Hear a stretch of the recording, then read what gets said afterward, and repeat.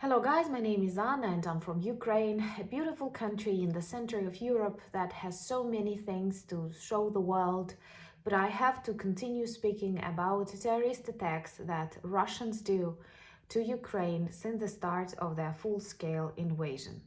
If you're new to the channel, please check my videos, like them, share them and subscribe, because I insist the world needs to know more about Ukraine. We have to win this war. This is our existential fight. And when I say our, I don't mean just Ukrainian. I mean of all those people who respect human life, who respect a right to choose how you want to live, who respect and need freedom as a part of their daily routine. When this awful terrorist attack happened in Uman, in Dnipro and other districts of Ukraine, first I had a feeling like, what new can I tell to you, my friends, because I know many of you follow the updates on Ukraine and you've already learned that many people died, flats destroyed, sorrow is back to Ukraine. So what is the new thing that I can inform you with? And at the same time, I believe I can describe how it feels, even if you live in a semi-safe zone. So tonight at 4 a.m., I've heard an air raid alert. First, my phone informed me about that, and then you can hear it outside on the street. They have changed the signal a couple of weeks ago, and it's really loud, and it is for a long period of time that you can hear it. And at night, when you are in your pajama, in your without your contact lens, you feel specifically vulnerable. Oh, of course, I did not hide anywhere. I just continued lying in my bed, but already thinking that even if it does not happen in my more or less safe town, it will definitely happen somewhere else. And we always know that in many cases, when you hear an air raid alarm, it is an announcement that soon some of your countrymen will die, some of your buildings will be destroyed, and your country will suffer again, just because Russia is a terrorist state, but it has nuclear weapons and the world has to talk to it as if it is not a terrorist state. So in the morning, it ended.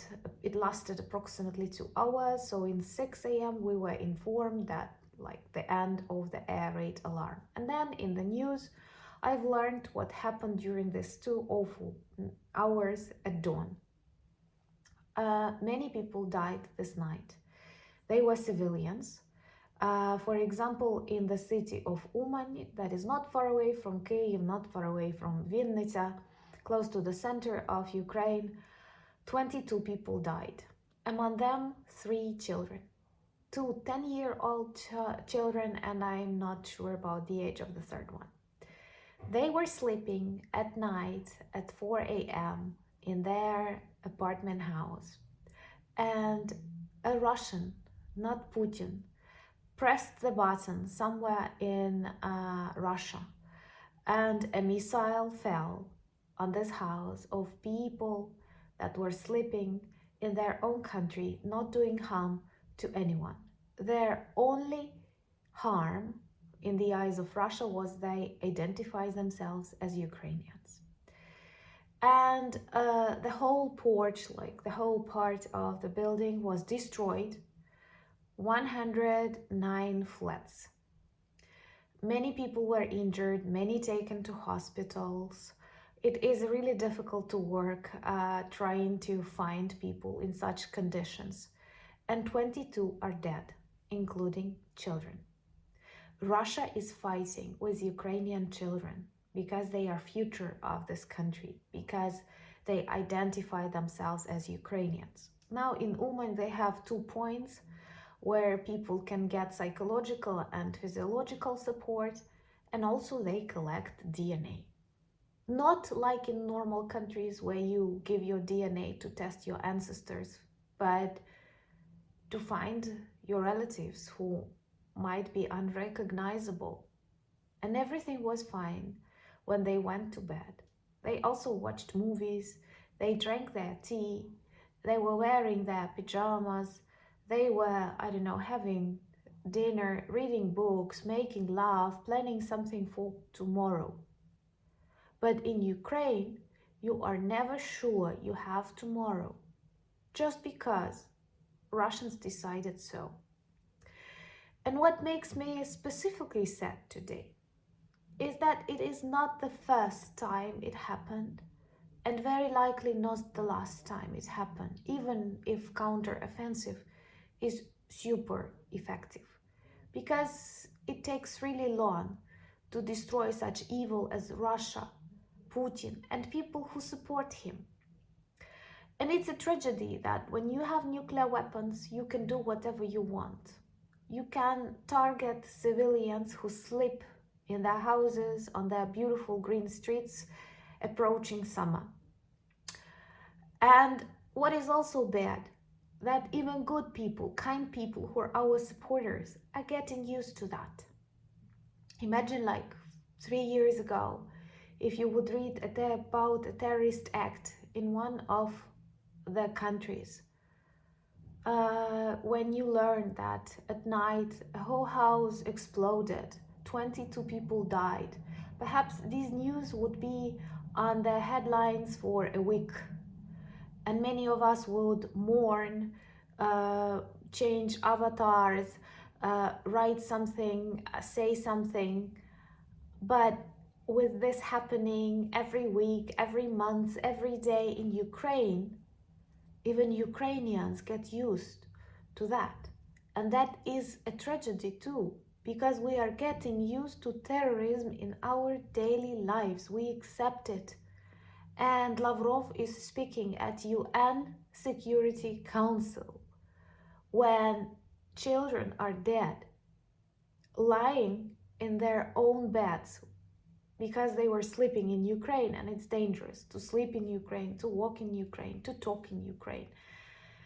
Not because we are a bad country, not because we have nurtured a dictatorship, but because we have Russia. And Russia thinks that it can rule the world.